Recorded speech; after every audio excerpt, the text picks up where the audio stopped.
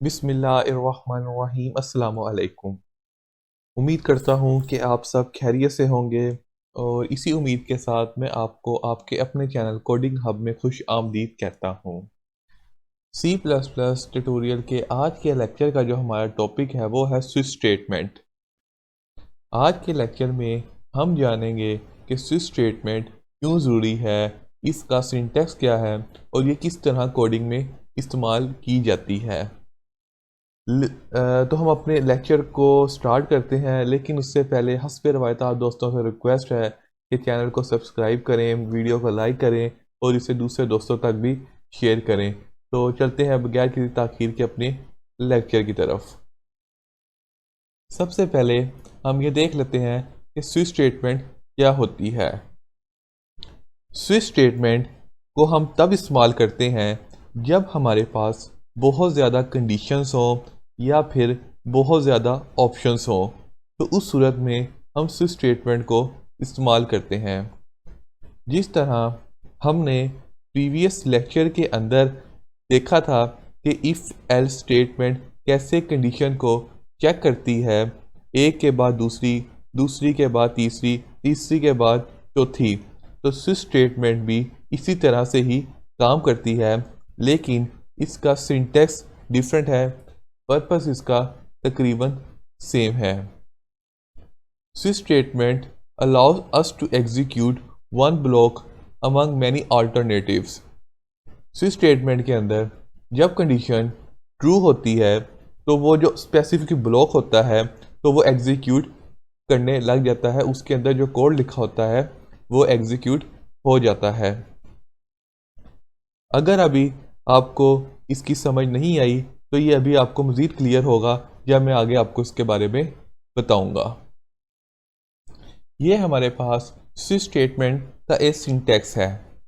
इसके सिंटैक्स के अंदर सबसे पहले हम स्विच का एक कीवर्ड लिखते हैं, उसके बाद स्टार्टिंग और एंडिंग राउंड ब्रैकेट्स आती हैं और उन राउंड ब्रैकेट्स के अंदर हम एक एक्सप्रेशन को लिखते हैं। अमूमन जब भी हम एक्सप्रेशन की बात करते हैं स्विच स्टेटमेंट के हवाले से तो वो होता है वेरिएबल, यानी कि इसमें हम वेरिएबल को पास करते हैं। उसके बाद हमारे पास केस आता है।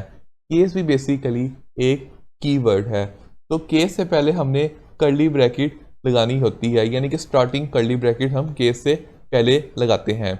उसके बाद आगे उस केस की वैल्यू आती है। ये वैल्यू कुछ भी हो सकती है। ये न्यूमेरिक भी हो सकती है और अल्फ़ाबेट भी इसके करैक्टर्स हो सकते हैं। उसके बाद जब हम ये लिख लेते हैं, उसके बाद हमारे पास ब्लॉक आता है।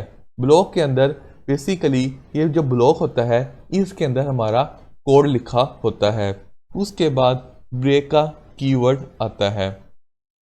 इसी तरह हम सेकंड जो हमारे पास केस होता है उसके लिए भी हम केस का कीवर्ड डालेंगे, उसके बाद आगे उसकी वैल्यू डालेंगे और फिर उसके बाद उसका जो ब्लॉक होगा यानी कि जो उसका अंदर कोड लिखा होगा हम वो लिखेंगे और फिर इसका ब्रेक जो है कीवर्ड है वो हम लगा देंगे।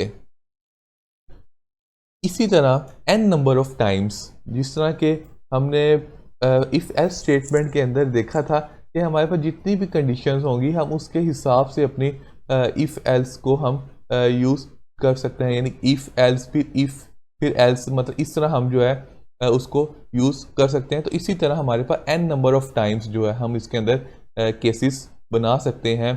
तो इसी तरह सिंटैक्स सबका सेम रहेगा, केस का कीवर्ड आएगा, आगे उसकी वैल्यू आएगी, उसका कोड आएगा और फिर आगे ब्रेक का कीवर्ड आएगा।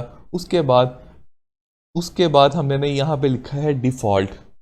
डिफ़ॉल्ट का मतलब होता है कि अगर इन जितने भी हमने ऊपर केसेस दिए हैं इनमें से अगर कोई केस भी ट्रू नहीं है तो उस सूरत के अंदर जो डिफ़ॉल्ट वैल्यू होगी वो ये चल जाएगी। डिफ़ॉल्ट के अंदर जो कोड लिखा होगा वो चल जाएगा। जिस तरह कि आपको याद होगा कि हमने जब इफ़ एल्स स्टेटमेंट को देखा था तो इफ़ एल्स स्टेटमेंट के अंदर भी हमने जो एल्स का जो पार्ट है, एल्स वाला जो पोर्शन है, हम उसको इसलिए लिखते हैं कि अगर हमारा जो इफ़ वाला यानी कि जो हमने कंडीशन लगाई है वो ट्रू नहीं होती तो उस सूरत में जो कोड रन करेगा तो वो हम उसको एल्स वाले पोर्शन के अंदर लिख देते हैं। तो इसी तरह डिफ़ॉल्ट भी यही यहाँ पे वही काम करता है कि अगर हमारे पास जो हमने ऊपर केसेस दिए होते हैं अगर उनमें से कोई केस भी ट्रू नहीं होता तो उस सूरत के अंदर वो डिफ़ॉल्ट के अंदर जो लिखा हुआ कोड होता है उसको एग्जीक्यूट कर देता है। The switch expression is evaluated one. ये जो स्विच का जो कीवर्ड है इसको हम सिर्फ स्टार्टिंग में एक बार ही लिखते हैं।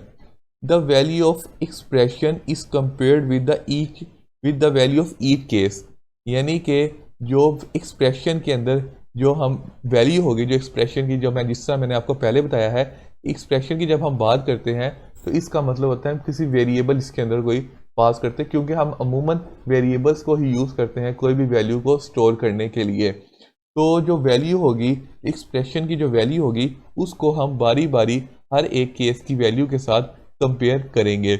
जिस केस की वैल्यू उस एक्सप्रेशन की वैल्यू के साथ मैच कर जाएगी उसको जो है वो एग्जीक्यूट कर देगा। जिस तरह का ये थर्ड लाइन में हमने लिखा है, if there is a match, अगर तो वो मैच कर जाती है the associated block of code is executed.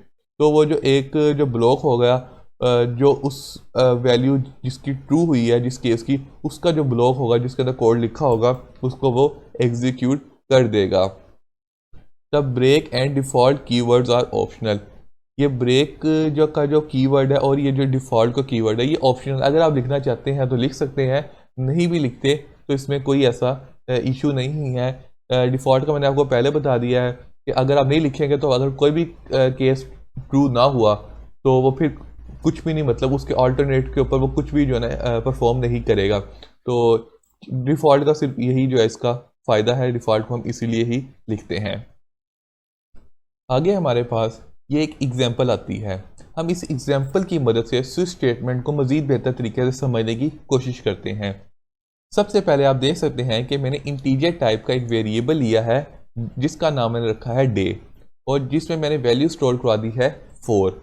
और अब मैंने यहाँ पे स्विच का कीवर्ड लगाया है, जिस तरह मैंने अभी आपको पहले बताया था पिछली स्लाइड के अंदर कि हम स्विच का कीवर्ड लगाते हैं स्टार्ट के अंदर। उसके बाद मैंने एक्सप्रेशन, इस राउंड ब्रैकेट के अंदर उस एक्सप्रेशन को, मैंने आपको बताया था कि एक्सप्रेशन बेसिकली हम वेरिएबल्स को कहते हैं। हम इसमें वेरिएबल को पास करते हैं और उस वेरिएबल को हमने इसमें पास किया है, डे को हमने इसमें लिखा है। उसके बाद हमने केस 1, केस आगे उसकी हमने वैल्यू दे दी है 1।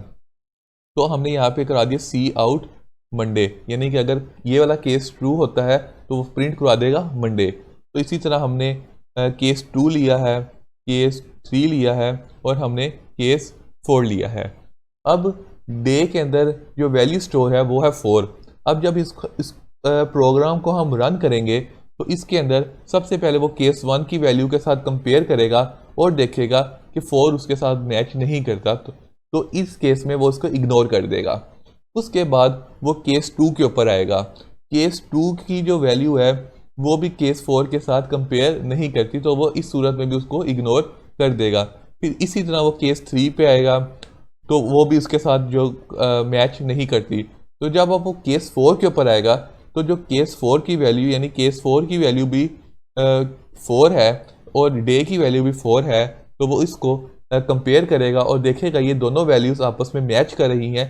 तो इस सूरत के अंदर वो जो आउटपुट दे देगा वो दे देगा थर्सडे, यानी कि जो हमने प्रिंट करवाया था वो उसको उस 4 जो केस था उसके अंदर वो इसका जो कंपैरिजन और ट्रू हो गया तो वो इसको प्रिंट करवा देगा। ये थी एक एग्जांपल, सिंपल सी एग्जांपल है। अब हम इसको कंपाइलर के ऊपर प्रैक्टिकली परफॉर्म करके मज़ीद बेहतर तरीके से समझने की कोशिश करते हैं। ये आप देख सकते हैं कि मैंने अपना जो कंपाइलर है इसको ओपन कर लिया है। अब हम इसके अंदर अपना स्विच स्टेटमेंट का कोड हम इसमें लिखते हैं। तो उसको हम सबसे पहले एक इंटीजर टाइप का एक वेरिएबल ले लेते हैं जिसका नाम मैं रख देता हूँ नंबर। अब उस नंबर के बाद मैंने एक सी आउट कर लेता हूँ, यानी स्क्रीन के ऊपर प्रिंट करवा देता हूँ कि एंटर नंबर, एंटर नंबर करो 0 से लेकर 5 तक। ठीक है, 0 नहीं करता मैं इसको 1 कर देता हूँ। उसके बाद मैं इसमें सी इन करवा लेता हूँ उस नंबर को, यानी कि जो वैल्यू यूज़र इनपुट करेगा तो वो एक नंबर वेरिएबल के अंदर स्टोर हो जाएगी। उसके बाद मैं यहाँ पे स्विच का कीवर्ड लगा देता हूँ, क्योंकि अब हम स्विच यूज़ करने लगे हैं, स्विच स्टेटमेंट को यूज़ करने लगे हैं। और उसके अंदर मैं इस वेरिएबल को पास कर देता हूँ इस दोनों राउंड ब्रैकेट्स के अंदर। इसको मैंने पास किया है और इसके बाद मैंने इसको स्टार्टिंग और एंडिंग कर्ली ब्रैकेट्स लगा दी हैं। अब हम सबसे पहले केस 1 लिखते हैं। केस 1 को लिखने के बाद मैं अगर तो केस 1 आता है तो क्या करे, सी आउट कर दे सिंपल 1 और फिर ब्रेक का कीवर्ड लगा दे। उसके बाद केस 2 में आए और सी आउट कर दे 1 2, यहाँ पे 2 को प्रिंट करवा दे। इस तरह फिर हम एक केस 3 लिख लेते हैं। केस 3 को लिखने के बाद हम यहाँ पे प्रिंट करवा देता हूँ 2 3 करवा देता हूँ यहाँ पे प्रिंट। ऊपर मैं यहाँ ब्रेक का कीवर्ड डालना भूल गया हूँ, यहाँ ब्रेक का कीवर्ड डाल देता हूँ। उसके बाद यहाँ पे भी ब्रेक का कीवर्ड डाल देता हूँ। उसके बाद केस 4 लिख लेते हैं। केस 4 के अंदर सी आउट मैं करवा देता हूँ 4 को, और केस 5 एक हम लिख लेते हैं। केस 5 के अंदर भी मैं प्रिंट करवा देता हूँ सी आउट जस्ट 5, और यहाँ पे मैं इसका ब्रेक का कीवर्ड डाल देता हूँ। यहाँ पे मैं ब्रेक का कीवर्ड डाल देता हूँ। तो ये हमारा जो है, हमने इसका जो कोड है वो लिख लिया है। तो अब हम इसको रन करके देखते हैं। इसमें मैं आपको समझाने के लिए डिफ़ॉल्ट भी लिख लेता हूँ। डिफ़ॉल्ट के अंदर मैं लिख लेता हूँ C out no value, simple no value हम लिख देते हैं इसके अंदर। तो अब हम इस कोड को रन करके देखते हैं और देखते हैं कि हमारे पास इसकी आउटपुट क्या आती है। तो इसको मैं सबसे पहले सेव करवा लेता हूँ। मैंने इसको डेस्कटॉप के ऊपर सेव करवा लिया है। तो ये एक सॉरी, यहाँ पे मैं मेन लिखना भूल गया हूँ। तो अब मैं इसको अगेन रन करता हूँ। तो ये देख सकते हैं कि मेरी स्क्रीन के ऊपर इस वक्त ये शो कर रहा है। इसके अंदर मैं कोई भी नंबर डाल देता हूँ 1 से लेकर 5 तक। तो मैं इसमें सबसे पहले 2 एंटर करके देखता हूँ। तो आप देख सकते हैं कि मेरे पास 2 आ गया है। तो इसी तरह अगर आप कोई और नंबर को एंटर करेंगे, आप कोई और वर्ड को इसके अंदर एंटर करेंगे उस रेंज के अंदर जो हमने उसको रेंज दी होगी, तो वो उसको एग्जीक्यूट कर देगा। इसमें मैं आपको समझा देता हूँ डिफ़ॉल्ट का। तो डिफ़ॉल्ट को समझाने के लिए हमें यहाँ पे आप देख सकते हैं कि हमने जो लिमिट रखी है 1 से लेकर 5 तक रखी है। अब मैं इसमें 6 को अगर एंटर करता हूँ तो वो बता देगा नो वैल्यू, यानी कि डिफ़ॉल्ट नो वैल्यू, ये वैल्यू इसके अंदर है ही नहीं। तो बेसिकली ये डिफ़ॉल्ट की फंक्शनैलिटी है। अब मैं आपको इसके अंदर अभी हमने इसको इसमें हमने इंटीजर टाइप का वेरिएबल लिया है। अब हम इसके अंदर करैक्टर टाइप का एक वेरिएबल बनाते हैं और इसमें हम करैक्टर को पास करके देखते हैं कि करैक्टर जो है स्विच स्टेटमेंट के अंदर हम करैक्टर के वेरिएबल को कैसे यूज़ कर सकते हैं। सबसे पहले हम इसकी डेटा टाइप को चेंज कर देते हैं और इंटीजर की जगह हम करैक्टर कर देते हैं। उसके बाद इसको मैं रख देता हूँ VAR, वेरिएबल, मतलब इसको मैंने रख दिया है करैक्टर टाइप का एक हमने वेरिएबल दिया है। उस पर हम यहाँ पे लिख लेते हैं कि एंटर करे करैक्टर को कहाँ से लेकर A से लेकर B C D E तक। E तक हमने कहा है कि E तक उसके अंदर करैक्टर को एंटर करे। उसके बाद हमने इसके अंदर जो करेक्टर वो एंटर करेगा हम उसको वेरिएबल के अंदर, यानी जो VAR के नाम से हमने वेरिएबल लिया है उसके अंदर हम इसको स्टोर करवा देंगे।